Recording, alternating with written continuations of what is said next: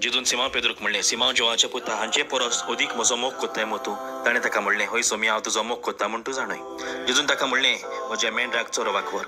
दुसरे फावटी ताका विचारलें, सिमांव जोवाचे पुता, तूं म्हजो मोग कोत्ताय? ताणें ताका जबाब दिलो, हय सोमी, हांव तुजो मोग कोत्ता म्हूण तूं जाणय. जेजून म्हणलें, म्हज्या शेळयांक राख. ताणें ताका तिसरे फावटी विचारलें, सिमांव जोवाचे पुता, म्हजो मोग कोत्ताय मू तूं? म्हजो मोग कोत्ताय मू तूं? अशें आपणाक तिसरे फावटी विचारलें देखून पेद्रू खोंत जाली आनी ताणें असो परती पाड केलो, सोम्या, तूं सगळें जाणय, हांव तुजो मोग कोत्ता म्हूण तूं जाणय.